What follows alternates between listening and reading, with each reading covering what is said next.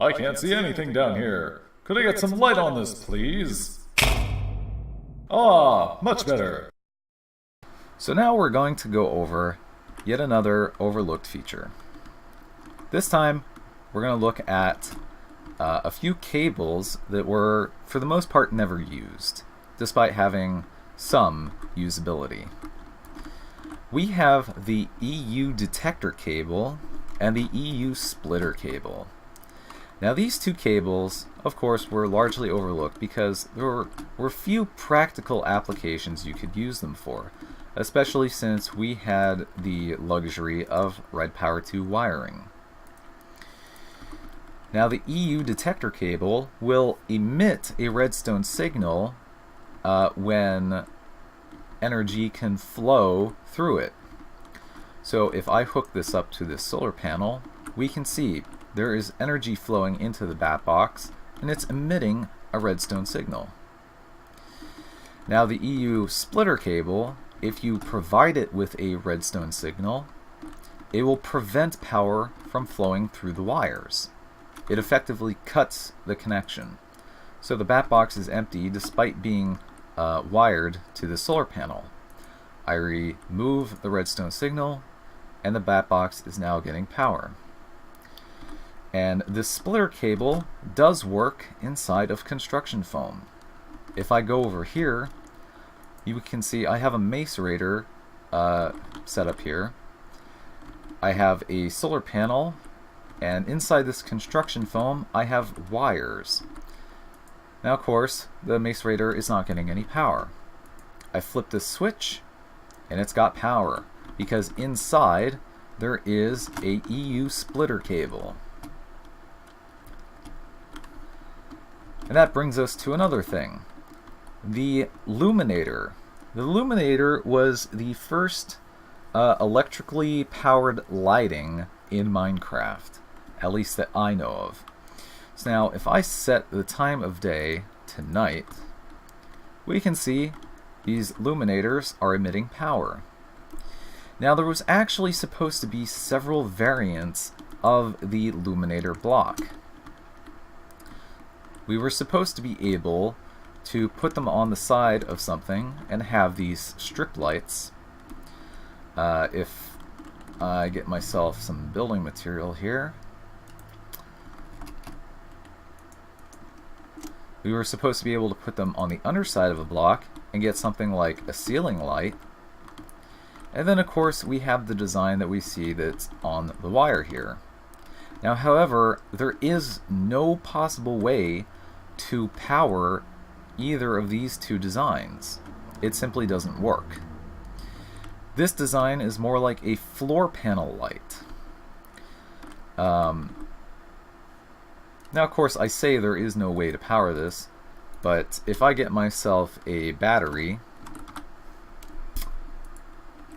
I can just power them with a rechargeable battery. Of course, this is not an efficient method of doing such, as the lights use up a lot of power, and they have a huge internal buffer.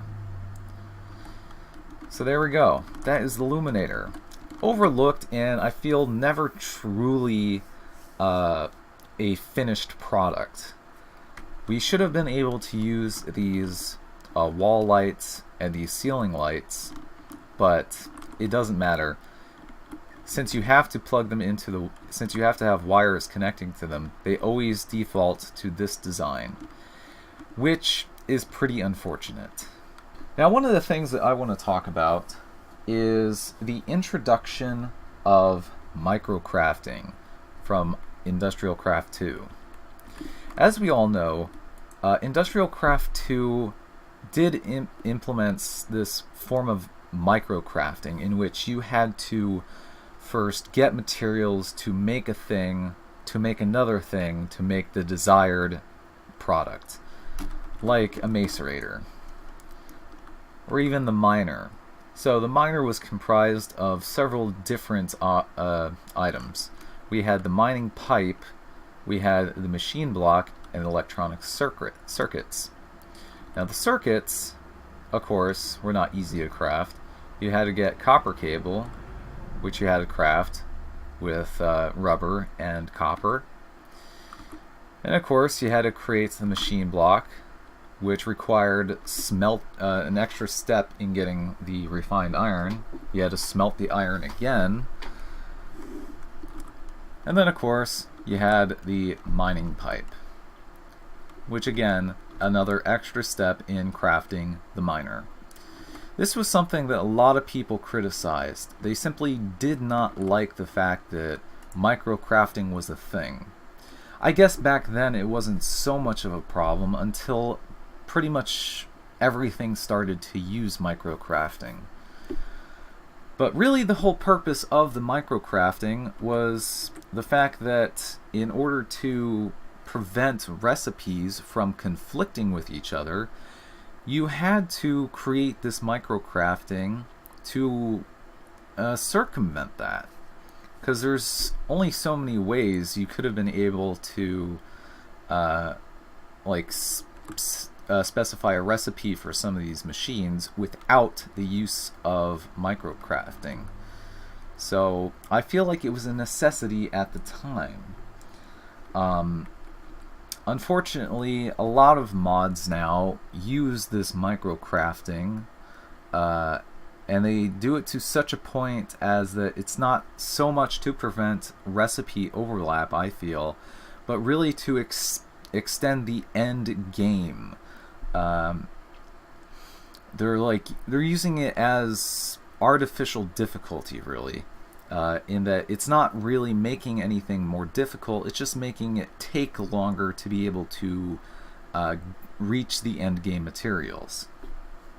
So in a way, it's both good and bad. It prevents recipe overlap and conflicts, but it's commonly used as artificial difficulty, which should not be a thing. Another thing I'd like to talk about is trading. IndustrialCraft2 added a method in which you could trade items with other players. And of course, IndustrialCraft2 had the IC2 coins. If I type in credit, we can see we can get industrial credits. Now they were craftable, you could make them with refined iron, but it was the first attempt at trying to introduce a currency to Minecraft through a mod. Unfortunately, the whole trading thing never got popular. You even had a Tradomat, which was a block that was owned by whoever opened it, and indestructible to any other player except for the one who owns it.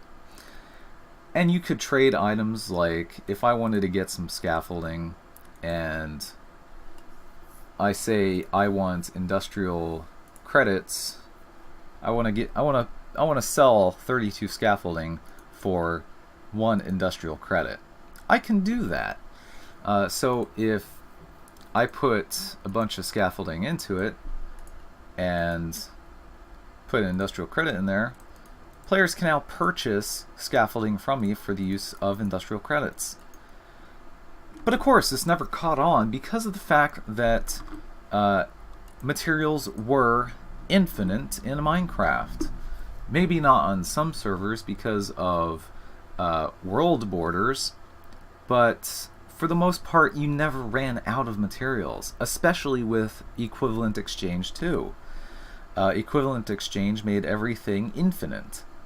But even IndustrialCraft itself could allow you to produce infinite items through the use of advanced farming and UU matter. And of course, another thing that never got popular was the personal safe. You could create the personal safe, store all your items in it, and it would be indestructible and inaccessible to anybody but the owner, which would be the first person who opened it. Because there were a ton of plugins for Bucket and other such things, which provided you with personal claims. So if you placed a chest down in the world, you would claim a plot of land, and nobody would be able to get into it. Of course, because there really was no like group planning with mods at that time. there were many mods that could bypass the whole claims system, which the personal safe still never got used, which is pretty sad. At least I think it's sad. So another thing that IndustrialCraft2 introduced was the use of ore multiplication. Now, ore multiplication was one of those things that was new to Minecraft at that time.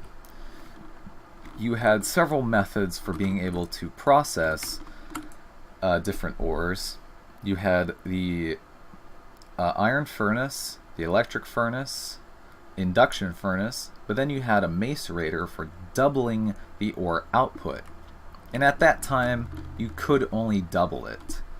And this was a good thing because with Industrial Craft, iron was a severely lacking resource. You needed just so much iron for everything you did that it made sense that you'd have to eventually double the ores that you got in order to have enough. Unfortunately, with the combination of Equivalent Exchange 2, this kind of made things unbalanced by a lot. And it became a bad thing for modding overall because of the fact that now you have like 5 mods, I think, in the recent Feed the Beast mod pack, in which you can double or sometimes even triple or quadruple your ore output. One mod in particular, which I think is Mechanism, allows you to get 5 times the amount of metal from ore, which is just absurd. Of course, with Mechanism, it's very difficult to get to that late stage in which you can multiply your ore output by 5 times. But still, that's just absolutely ridiculous. And in fact, even in 1.6.4, with the combination of Thaumcraft, Factorization, IndustrialCraft2, and Ars Magica, I think I managed to get 7 times the amount of metal from a single ore. And then, of course, there were nether ores, which gave me double that. So I got 14 times the amount of metal from just a single nether ore. That's ridiculous. Of course, a lot of mods are not meant to interact in that kind of way, so it's not really accounted for that you could do that. And it really shouldn't be accounted for that you could do that. Not in the way that some mod authors try to rebalance everything. So, in a way, the ore multiplication was good at the time, but now it's being abused to the point where it's become ridiculous. It has become a bad thing and a negative thing for modding overall. So, as I said, there were advantages and disadvantages of pairing IndustrialCraft2 with other mods. Like with Buildcraft and Forestry, or Buildcraft and Red Power 2 rather, you had the benefit of item transfer. IndustrialCraft2 didn't have any method of item transfer, so you had to rely on Buildcraft pipes and Red Power 2 pneumatic tubes. And this was a very good thing. The mods really just meshed together in such a great way back then.